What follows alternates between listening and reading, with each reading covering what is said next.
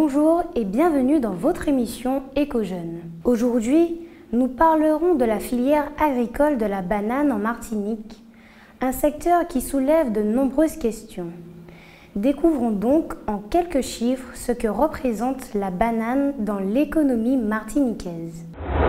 La production de la banane représente aujourd'hui 70% des exportations de la Martinique, avec chaque année 250 000 tonnes de fruits exportés. Le secteur absorbe la quasi-totalité de l'emploi agricole, soit plus de 10 000 emplois directs et indirects. C'est donc une des productions de poids de notre île. Pour cette émission, nous avons fait le choix de mettre en avant deux axes majeurs. La question sociale dans la filière de la banane, puis la question des pesticides et de la santé. Revenons à notre premier axe. La banane antillaise est dite la plus éthique, car c'est la seule production tropicale fonctionnant sous le régime européen et donc soumise aux règles et normes sociales, telles que le respect du salaire minimum, la protection sociale ou encore les garanties d'emploi. Cette filière privilégie la pérennisation et le développement de l'emploi, en garantissant un niveau d'activité constant tout au long de l'année, quelles que soient les conditions de marché ou les aléas climatiques. Augmenter la production de bananes en la rendant constante sur toute l'année reste l'un des objectifs des planteurs martiniquais. La question des pesticides et de la santé est un sujet sensible lié à l'utilisation du chlordécone, à son impact sur la santé et sur la qualité des sols et eaux côtières. Et pourtant, la banane antillaise est l'une des plus propres du monde.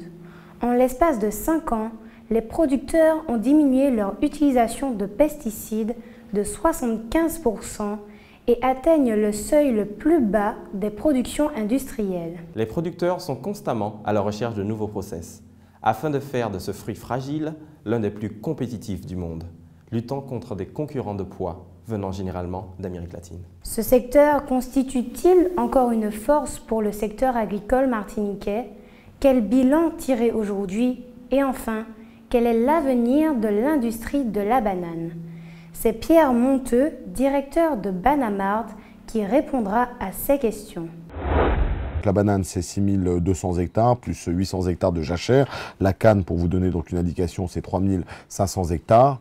Et le reste, ce sont les filières de diversification, notamment l'élevage bovin, qui, par les pâturages, qui occupe une partie importante. C'est une structure qui représente à peu près donc un chiffre d'affaires annuel de l'ordre de 160 millions d'euros. C'est une structure collective qui emploie une petite cinquantaine de personnes.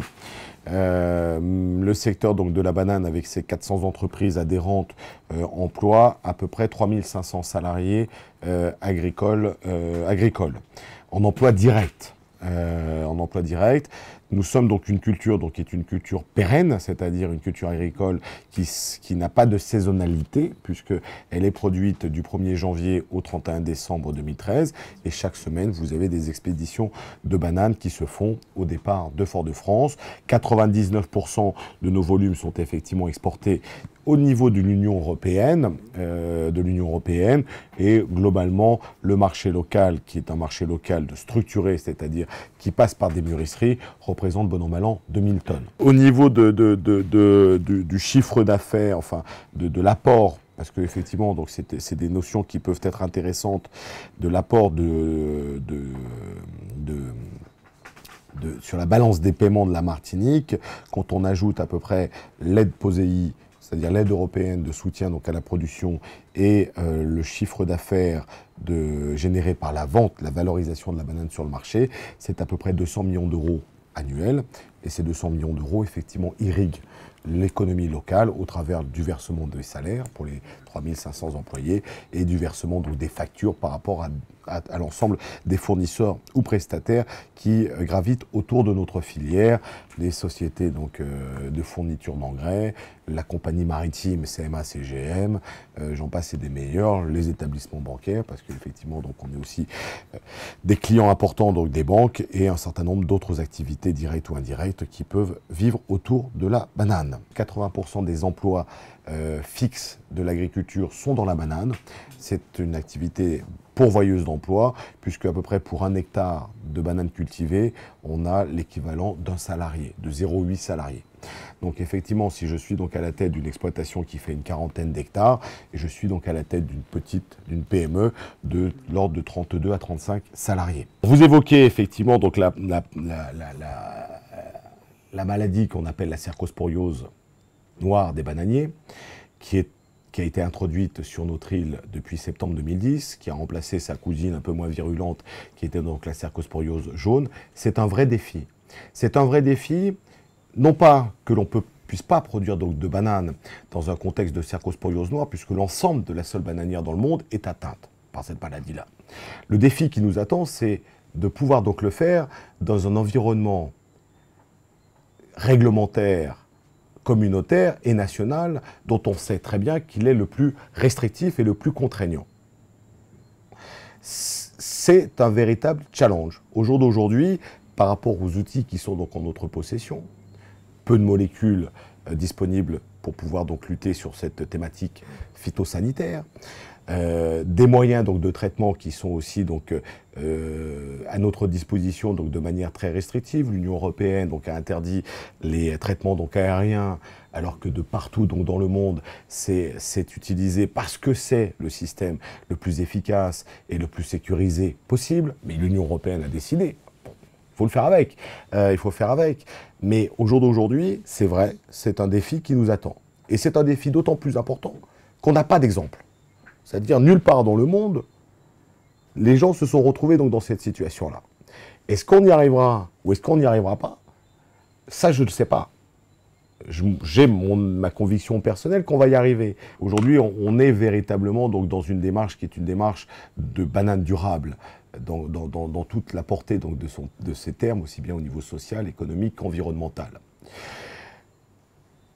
Un chiffre et un seul, quand j'ai réduit donc, mes pesticides de plus de 70%, et au jour d'aujourd'hui, quand je me compare donc, aux autres productions bananières dans le monde, je suis certainement le mieux disant. Que ce soit d'abord sur l'aspect social, on connaît donc les normes sociales donc, qui pèsent sur sur nos entreprises, et c'est normal et c'est bien. Quand on regarde ce qui peut se passer donc, sur Saint-Domingue ou sur d'autres pays, ou sur l'Afrique, c'est un peu différent. Sur l'aspect environnemental, je suis donc certainement donc, la banane la plus propre du monde aujourd'hui, et la plus raisonnée et la plus intégrée. Donc on a un bilan sur lequel donc, on doit donc travailler, on doit communiquer, on se doit d'être fier. En Martinique, les aléas climatiques entraînent une forte perturbation du développement des activités agro-industrielles telles que la culture de la banane. Pourtant, celle-ci a de nombreux atouts qui lui permettent aujourd'hui encore de faire la différence à l'échelle mondiale. L'innovation est un axe fort des investissements grâce auquel nous obtenons une banane de qualité. Merci d'avoir suivi Éco-Jeunes. Nous vous donnons rendez-vous lors de la prochaine émission. Comprendre l'économie locale, c'est mon choix. Et toi ?